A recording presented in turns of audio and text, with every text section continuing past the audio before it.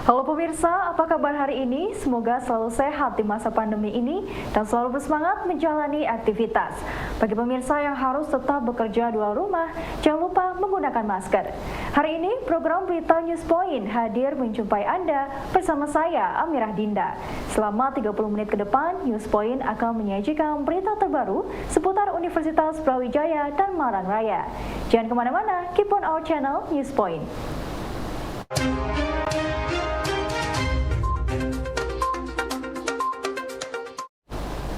Pemirsa, ragam kuliner Korea di Kota Malang terus bertambah.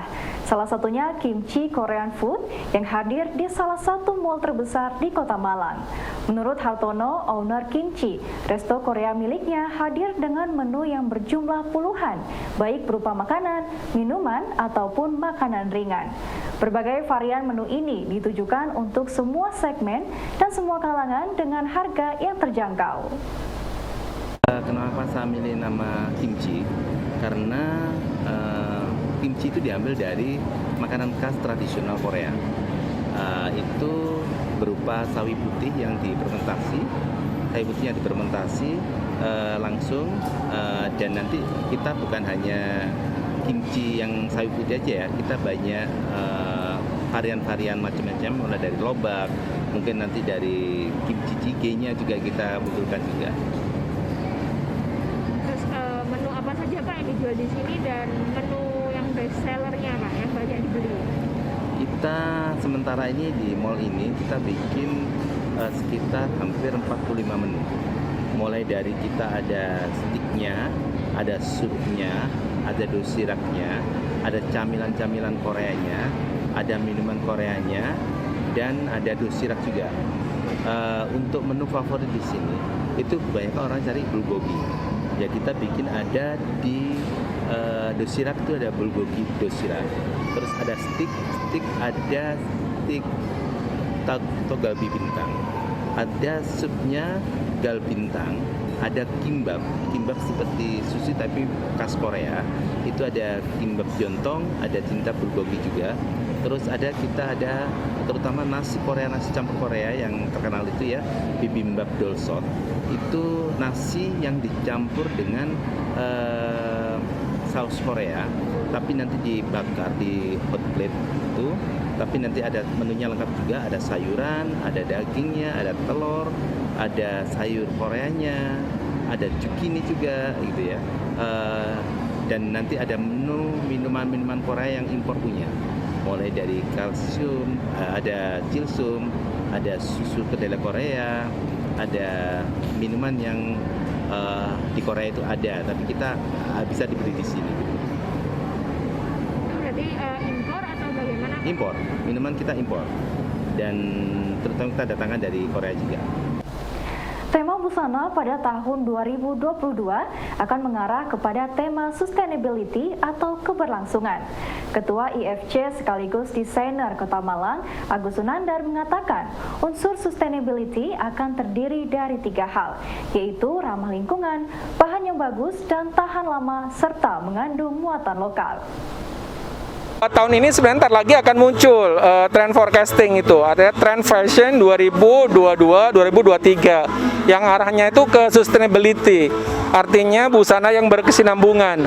Aspek-aspek yang berkaitan dengan sustainability dalam fashion itu salah satunya misalkan ramah terhadap lingkungan, kemudian berkualitas bagus sehingga tidak mudah rusak ya, kayak fast fashion kan gampang rusak tuh. Kemudian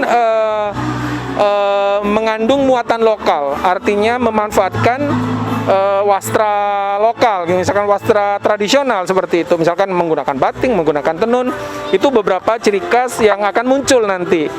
Dan modest wear atau busana muslim ini memang menjadi roadmap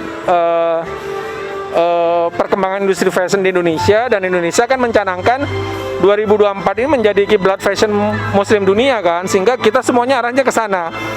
Nah, kita para desainer ini perlu untuk mulai melihat nih, mana yang muslim digunakan oleh para orang dewasa gitu ya, yang memang kelihatan lebih syar'i, kelihatan benar-benar kayak busana muslim konvensional, dan mana-mana busana muslim yang youth, yang banyak digunakan oleh para generasi muda. tentunya untuk busana muslim yang digunakan oleh generasi muda ini harus lebih kekinian, desainnya lebih dinamis, lebih cocok lah, lebih cocok digunakan oleh para generasi muda. Karakter generasi muda kan dinamis, sangat bosenan juga kan kadang-kadang. Nah, itu yang perlu diperhatikan, sehingga kita perlu terus explore desain-desain itu, selalu berkembang, selalu menggali desain-desain yang baru. Nah, arahnya pasti ke sana sih. Dan kita optimis bahwa masa depan industri fashion di Indonesia itu busana muslim atau modest wear.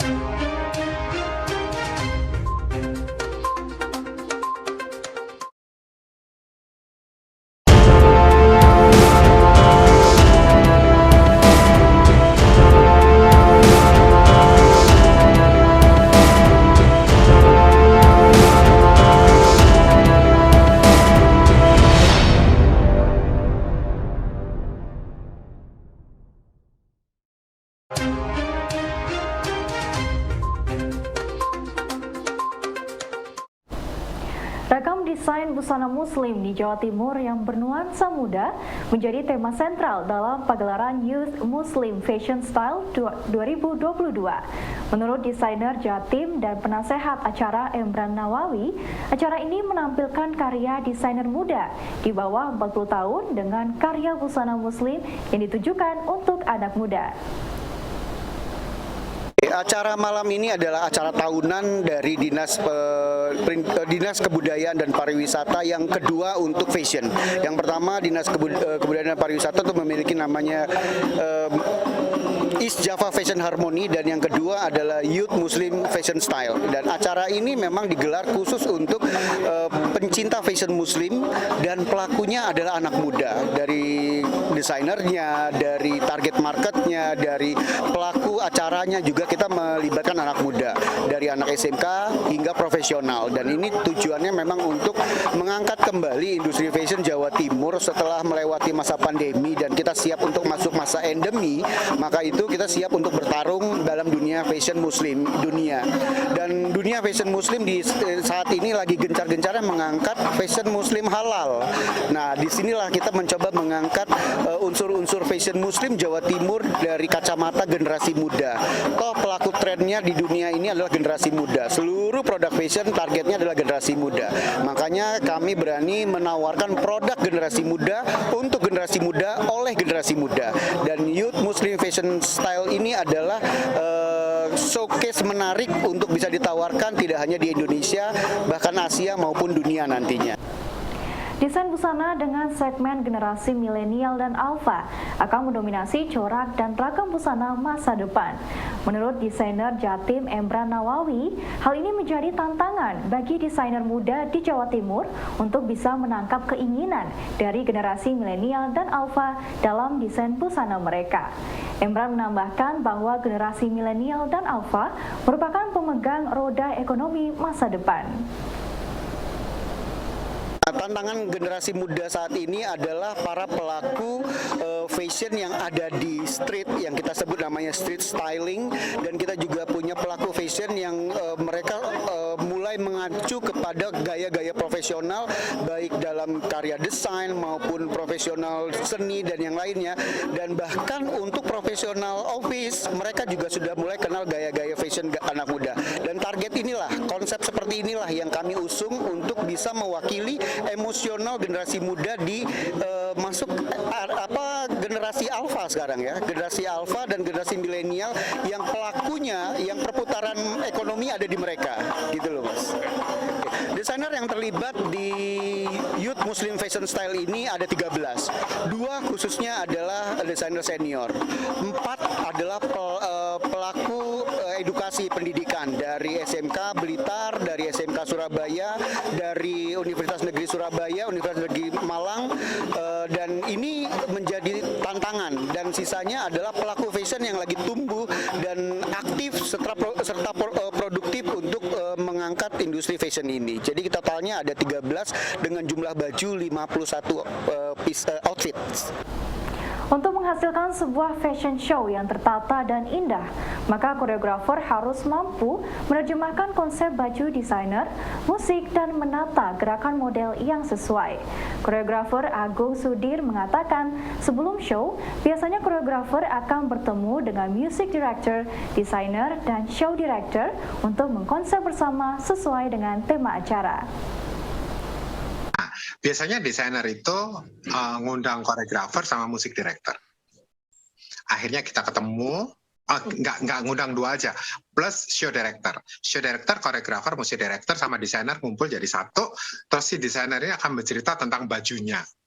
Gitu. Nah, tentang bajunya. Aku kepingin baju sesi 1 tuh yang warna merah, itu model berjalan one by one, terus karakternya itu lebih dingin gitu, terus mereka jalannya pelan-pelan, terus di LED-nya itu ada gambar still warna merah, umpamanya bunga mawar, umpamanya gitu. Nah itu biasanya kita mendiskusikan dengan tim yang duduk bersama sesuai dengan cerita si desainer ini. Akhirnya muncullah lagunya mesti harus gini, nanti kita bikin lightingnya harus gini, dibikin redup gini-gini. Nah itu diskusi itu muncul sebelum fashion show. Nanti sesi 2-nya aku pengen bajuku warna orange. Aku mau yang jalan itu anggun, feminin. Terus aku mau lagunya itu yang umpamanya lagunya itu yang hanya suara piano aja. Terus aku minta lightingnya redup. Terus LED-nya stylenya mungkin warna oranye. Aku minta bangunan-bangunan kuno di Maroko, umpamanya begitu. Dan itu sebenarnya seru, Mas Sidi. Kenapa serunya?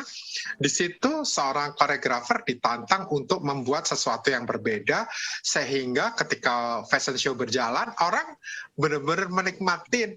Nggak hanya sekedar model berjalan, tetapi melihat suatu keindahan, karakter bajunya dapat, moodnya dapat, jalannya model dapat, menjadi sesuatu pagelaran fashion show yang enak dilihat, dinamis, dan model pun biasanya senang, Mas Sidi.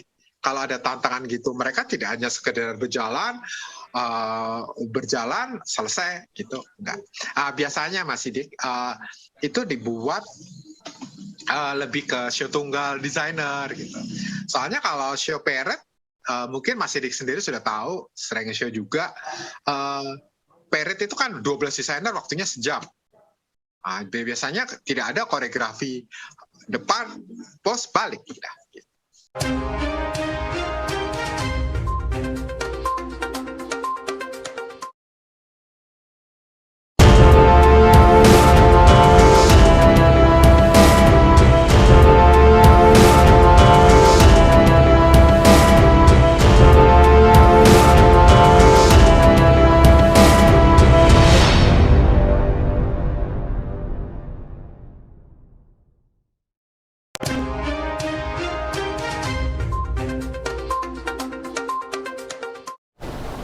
Bangunan yang berkonsep biofilik memiliki beberapa kelebihan.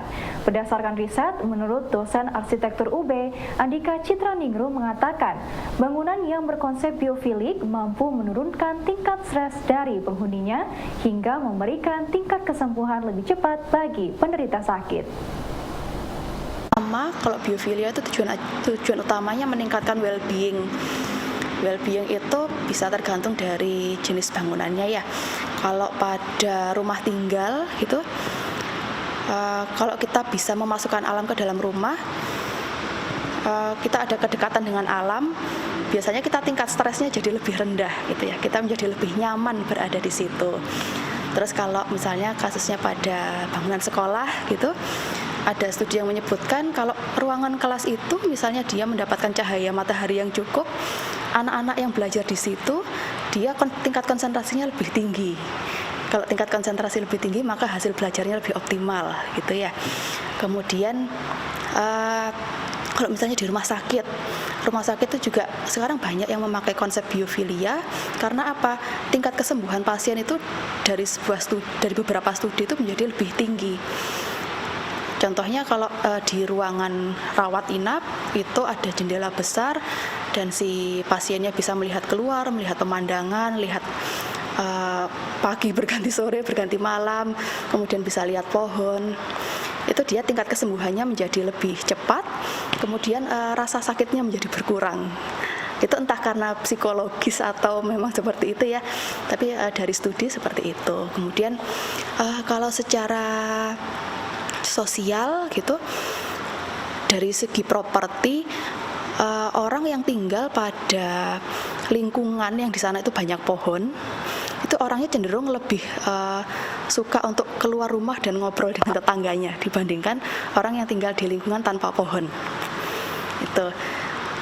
Kemudian kalau dari harga properti itu sudah terbukti bahwa properti-properti yang dia dekat dengan alam, misalnya dekat dengan danau, dekat dengan tepi pantai yang indah, itu harga propertinya lebih tinggi. Tren bangunan atau desain yang mengandung unsur biofilik terjadi karena tujuan biofilik adalah untuk meningkatkan kebahagiaan bagi pemilik atau warga. Dosen arsitektur UB Andika Citraningrum mengatakan bahwa biofilik berasal dari kata bio dan filia yang berarti kecenderungan manusia untuk menyukai sesuatu yang berbau alam. Biofilik itu dari asal katanya dulu ya, bio itu hidup, filia itu suka. Jadi kalau biofilia itu adalah suka pada hal-hal yang hidup atau suka pada makhluk hidup. Nah, kalau secara teorinya ada satu penulis buku tentang biofilik design itu dia menuliskan kalau biofilia itu adalah bahwa setiap orang itu punya kecenderungan untuk suka atau untuk dekat dengan alam. Nah, jadi apapun itu yang dilakukan oleh orang untuk bisa mendekatkan alam pada dirinya, itu kita sebut sebagai biofilia. Nanti kalau aplikasinya pada arsitektur ya, bagaimana memasukkan alam ke dalam arsitektur agar si penggunanya atau si penghuni bangunan itu dia bisa merasakan kebahagiaan gitu ya, well-being-nya itu bisa lebih baik. Jadi tujuan utama dari biofilia itu adalah, atau tujuan utama dari biofilik design adalah agar well-being si penggunanya itu bisa menjadi lebih baik. Itu sih intinya. Untuk memasukkan unsur biofilik dalam desain bangunan, menurut dosen arsitektur UB, Andika Citraningrum, dapat dilakukan dengan 3 cara. Memasukkan elemen alam pada bangunan, memasukkan pola alam pada bangunan, dan memasukkan feeling dalam desain bangunan. Banyak cara untuk memasukkan alam atau cara menerapkan biofilia ke dalam desain. Secara umum ada 3 aspek. Yang pertama itu memasukkan elemen alam, kemudian yang kedua adalah memasukkan pola-pola alam, yang ketiga itu memasukkan feeling kita di alam gitu. Kalau yang pertama memasukkan alam itu bisa langsung, bisa tidak langsung. Langsung itu misalnya kita di rumah itu ada jendela, sinar matahari bisa masuk ke dalam rumah, itu kita memasukkan alam secara langsung. Kalau kita membuka jendela, anginnya bisa masuk, ada hembusan angin yang kita rasakan di kulit, itu termasuk memasukkan aspek biofilia. Terus kalau misalnya kita bisa mendengar suara burung dari luar atau suara-suara alam yang kita dengarkan, itu termasuk biofilia juga. Itu secara langsung. Kalau yang tidak langsung, ini misalnya kita ingin mendengar suara burung tapi nggak ada burung di sekitar rumah kita, nggak ada pepohonan, kita nyalakan radio sambil kita bekerja, kita mendengar suara-suara burung, suara-suara gemericik air, itu juga termasuk elemen biofilia. Terus yang kedua itu memasukkan pola-pola alam, itu bisa dari ini di rumah itu kalau kita punya dinding putih aja itu kita bosen ya, mungkin kita kasih gambar mural daun-daunan, itu termasuk biofilia juga. Atau bisa juga dari pola-pola kita punya ukiran-ukiran daun gitu ya. Atau sekarang kalau bangunan-bangunan itu ada yang kolomnya itu nggak cuma lurus saja tapi kolomnya bentuk cabang-cabang, itu menyerupai pohon, itu juga termasuk biofilia. Terus Kalau memasukkan feeling yang ada di alam, itu adalah ini. Kalau di alam tuh biasanya kan kita bisa melihat kemanapun, melihatnya secara luas gitu ya. Nah, bagaimana kita bisa melihat secara luas di dalam bangunan? Berarti kan bangunannya kita jangan sampai dibuat bersekat-sekat. Kalau bersekat-sekat kita rasanya terkungkung, kita tidak seperti ada di alam gitu. Baik pemirsa, informasi tadi sekaligus menutup perjumpaan kita hari ini. Jangan lupa saksikan News Point setiap hari pukul 19.30 waktu Indonesia Barat hanya di UB TV, Televisi Pendidikan Universitas Brawijaya. Saya Amira Dinda dan seluruh kru yang bertugas pamit undur diri. Tetap patuhi protokol kesehatan, wajib menggunakan masker. Terima kasih dan selamat beraktivitas.